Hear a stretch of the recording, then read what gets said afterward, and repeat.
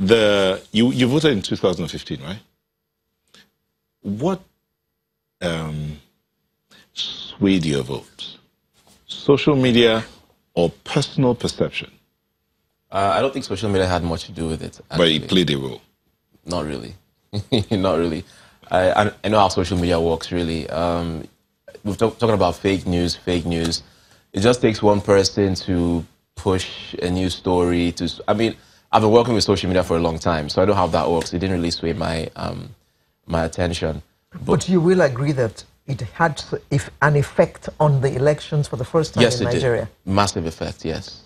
Yes. Okay. So how are we going to be able, now that we have fake news all over the place, yes, and then we still have the real news? Yes. I mean, there's real, verifiable news, but the fake news is the one that everybody seems to be carrying. I mean, there are 10 stories entering your device, 7 are fake. Yes. Or, okay, no, 5 are fake, 2 are almost fake, and 3 are... There's almost. Yes. Almost fake. Yeah, because you need to verify.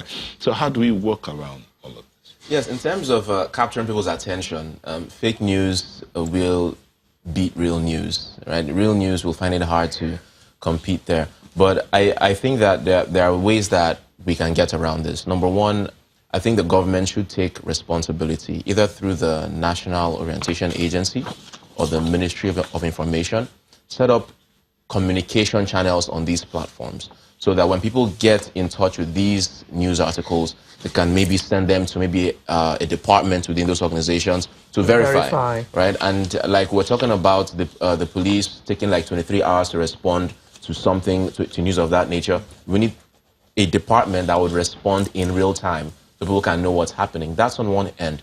On another end, I think that there should be a way the government can engage influencers, because there are influencers who have a large social media following. And when they post something, in a matter of minutes, it goes viral, it gets retweeted, it gets reshared. Right? So there has to be a way of engaging these people to educate them on social media governance, on social media responsibility. Right? And that's another end. And then the third part is what I talked about before, education. People on social media need to understand that it's not everything that hits their phones or their mobile devices that's true. And then to also be educated on how to spot fake news from real news, because on the surface level, it's hard to tell the difference. Fake news is more catchy. They have more catchy headlines, they have more catchy images, and that's what pulls the attention. So this three-pronged approach, I think, will go along with solving the problem. Like all rag sheets, they will have very catchy banner headlines. Yes. Now, are there any, should I call them bloggers, who you can thump your chest and say, these guys do not publish fake news? Well, are there any such people? Well, Nelsa should be know what I do. The question was to you. That's what I'm saying. No, I'm saying. What I'm trying to say not is yourself that, now. Yes. Not thump his chest. There are so many. Sincerely, of course, you blow your own trumpet. What do I expect? Yes, as I said, there are so many. There are several. Okay, if you go on, I don't need to start mentioning them. Okay, but there are a number of them. There are a lot of them. You can vouch for that. I can vouch for. Anybody can vouch for that. Anything that comes through these platforms. Don't forget. Let me tell you this. The way the social media platform has built up now, you come to see that there are so many professional journalists. They are bloggers now. They are online publishers. Most of them were editors in various fields, and the rest of them left what they were doing and now fully online. There are so many of them. Even within our organization, over 80% of our members are professional journalists who already had platform, were working at newspapers, television stations, radio stations, and the rest of them, and other platforms that decided to come into the fray and now publish it. So for those kind of people, you can be rest assured that whatever, because it's a reputation thing. If anything comes out of my platform today and it's fake, tomorrow is fake, next day is fake, the possibility for anybody coming back to read whatever you post will be diminished. You understand what I'm trying to say? So that in itself affects your personality. So most of those people pushing out so-called fake news are faceless people. Those are people that you cannot reckon with. And it's a fact.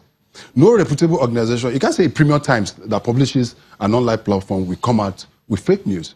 Now, You understand what I want to challenge you. Yes, please. Do you not think that it behoves on your association to keep your reputation, to publish for us those who are reputable and whose blogs we receive and can swear by, so that when we receive from Neo Taigbe, for instance, we know immediately that this is fake news. Yeah, so I'm a bearer of fake news. No, .com. That's yes, acceptable. yes, Alain, yes, You that's need to carry out some campaign, Yes, what we have done since we started, we are just about a year and a half year old. The organization was still building. What we have done is to set up what we know, what we have as an ethics committee. Yeah. Within the guild, and this ethics committee is headed by reputable individuals who have been in the system, or have been in journalism, and rest of them. Some of them are even lawyers. Okay, we have lawyers among us who are also bloggers. Okay. Theirs is to be able to look at issues as affect not only our members but what is being pushed out. If you have any of those kind of information, you just need to forward to us or individually and say, please, this is and this and this and this and that. But that does not. We only have control over our membership. Don't forget that. But we also own it as a duty, as our responsibility to the society to make sure that all those doing the stuff that are not supposed to be doing are exposed. And that is what we've been trying to do. And that is what we're trying to tell various organizations, individuals, and corporate organizations. Deal with the professional. The word that you see there, they are bloggers. But the word is Guild of Professional Bloggers. That means some people are they are bloggers and they are bloggers. So it is very, very, when we see such information, we try as much as possible to reach out to the person if we can get it. Most of them, as I say, are faceless. Some are not even in the country. Some of them are not even, we can't even read this. Some don't even have blogs. Some people, they do just go through their, don't forget the fact that even on Facebook, most of the names you see on Facebook are not the names of the people. True. Some of them are using faceless, and so we put fake names. Fake names, not only fake names, but fake pictures. Just don't forget that just about a few days ago, about 5 guys were arraigned in court. What did they do? They put the pictures of a lady on Facebook. That's in Lagos here. I'm not even talking outside Nigeria. In Lagos here, put the picture of the lady on Facebook, and we're interacting with some women, and they got 2 of them to come, and they got them raped. In Lagos here, they were arraigned in court. If you Google now, you see it. So that is what is happening. So anyway, I believe our security agencies also have to justify. Let me bring this in. Adventurous, so they can, based on what they have read on the internet or through some blog, they are going to go to meet somebody.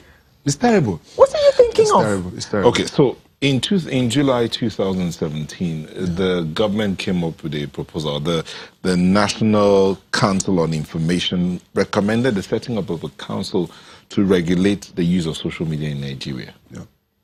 You heard about that? I did. Okay, but there were protests against that because some were feeling like they're trying to gag the social media. Yeah. Why the protest? If what they're trying to do is, okay, let me read this. It said, the council recommended the use of stringent measures in taking conventional media in their programs. Noted that the social media has no address, such as vetting and editing posting in social media might be difficult. So why would you be protesting against the setting up of a regulatory agency for the social media? It's difficult to regulate, as I've told you. It's difficult to regulate. It is very difficult to regulate. But yet we have people who are using it to scam people, to get people raped, to get people killed. Yes. There are already laws to that effect. That's what is called the cybercrime law that was signed into place by the former president of Nigeria, Goodluck, just at the tail end of his living. And I can assure you that that law has been tested. And I continue saying it over and again. I was one of the first people that law was due to. I spent about close to 15 days at Ikoyi prison. Yes. You are my friend, but you never knew that. What did you do? I posted something on social media, on my platform, on the platform, and the rest of it. In fact, I didn't post it. I just reposted what somebody said, and I was picked up.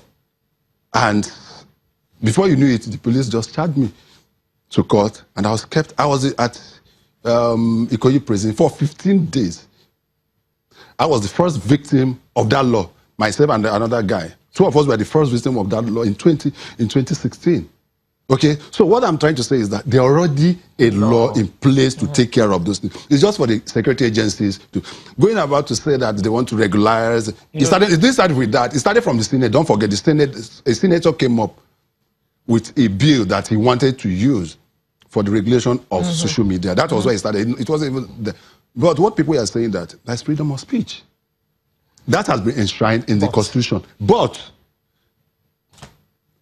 that does not necessarily mean that people should just post things or say things. There is law against sedition already in the country, in the what they call it, in the Constitution.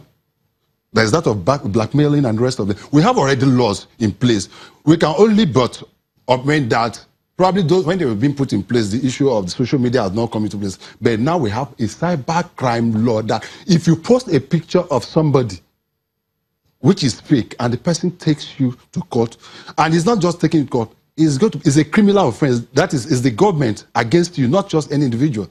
Because it has been clear, the way those found wanted in financial crime, and I was tried at the High Court, not at the Magistrate Court. That is how serious crime. Serious crime. It's also a serious crime. It's not at the magistrate. Don't try at the magistrate. That law. But Mr. Wando, yes. Anyway, is it possible for this for cyberspace to be censored? It cannot. That's what I'm saying. It's not possible. Somebody that is in Russia posting, not how will you arrest the person?